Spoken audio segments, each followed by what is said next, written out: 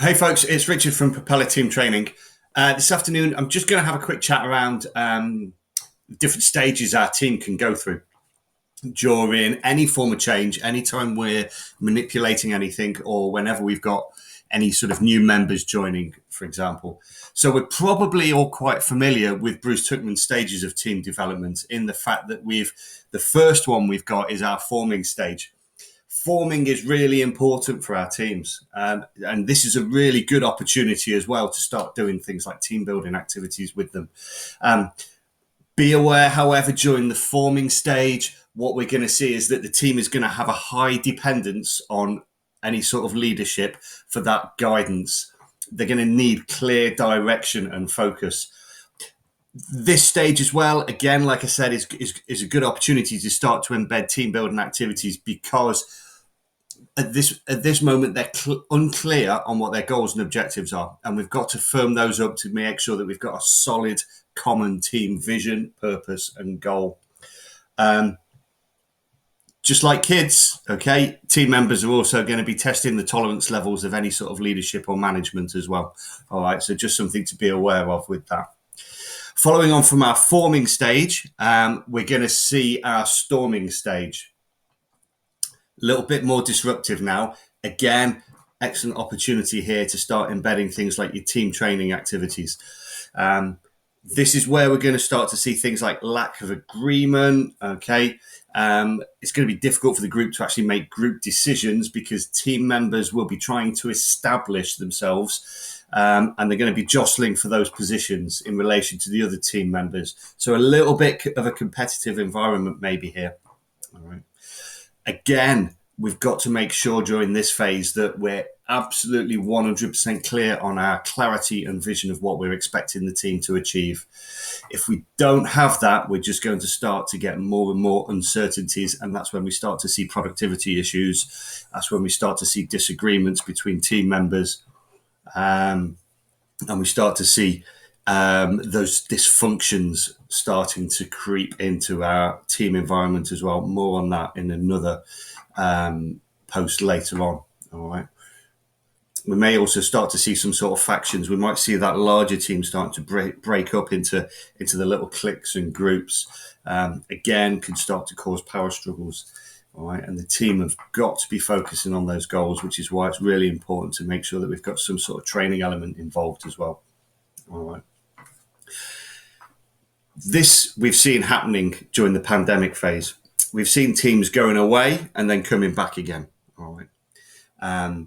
We've seen lots of changes in team dynamics. And so where we may have been further on in the Tuckman stage cycle, we're now sort of moving backwards a little bit in terms of where each team member may be or how well developed that team is. Once we've sorted out our team, we've got our structure, we've got our vision, goals, missions, whatever you want to call it. We've found out whose role is what. Again, another post coming later on team roles. And we've stormed our team. We can now start to normalize certain behaviors. During this phase, what we're going to see is agreement and consensus now. We're going to start to see the team agreeing on different aspects, agreeing on the way things should be done, agreeing on how they should be behaving and working together. They're now accepting those clear roles and responsibilities as well. All right. And we start to see that any big decisions are made as a collaboration and as a group rather than being made individually by these smaller factions that we've seen in the storming phase.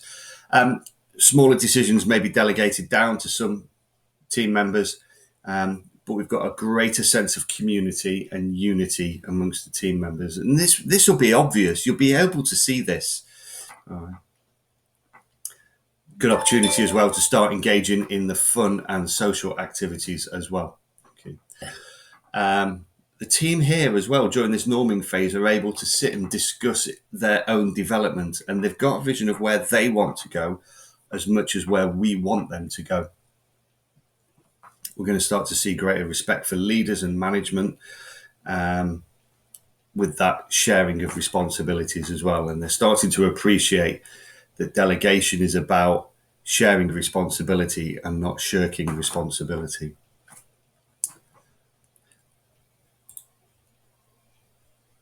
When we've been through all of this, generally what we'll start to see is a team now starting to perform.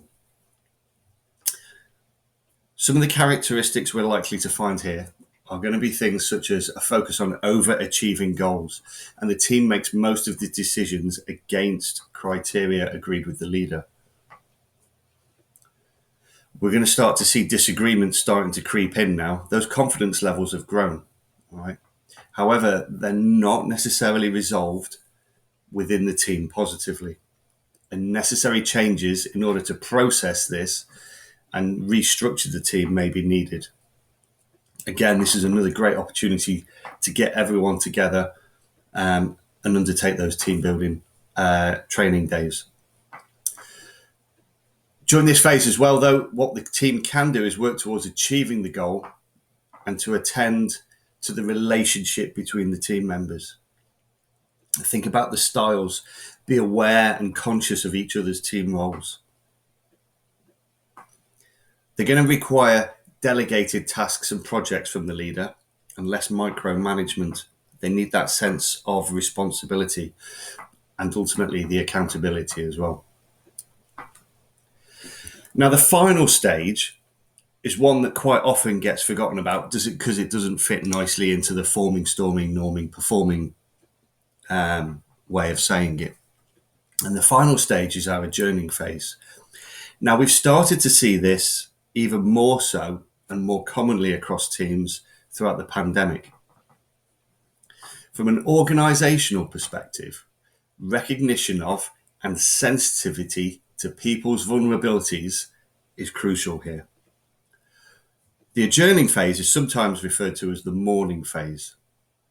So during this phase, we may see teams being split up or broken up.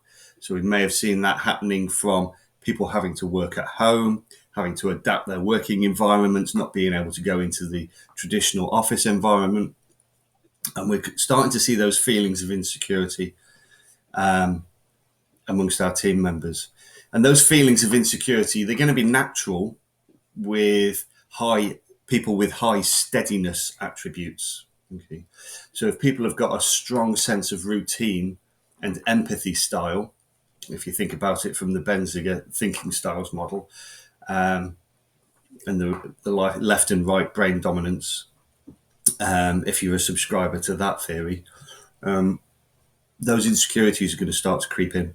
Okay, so again, this is where really strong, good leadership and management takes its place. Okay, so understanding the different stages our teams are going through can be crucial in helping them perform and become productive members of the team.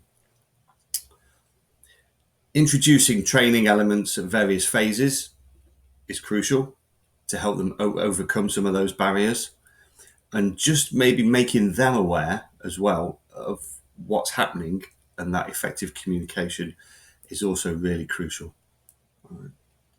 So that's just a very quick sort of overview on Tuckman's stages of team development. And we've had a look at the different stages and relating it to current working practices and current situations. Comment below. Feel free to get engaged. Have a chat. Let's have a conversation around what works, what doesn't work for people. All right. And I'll see you again soon for another post on other aspects of team development.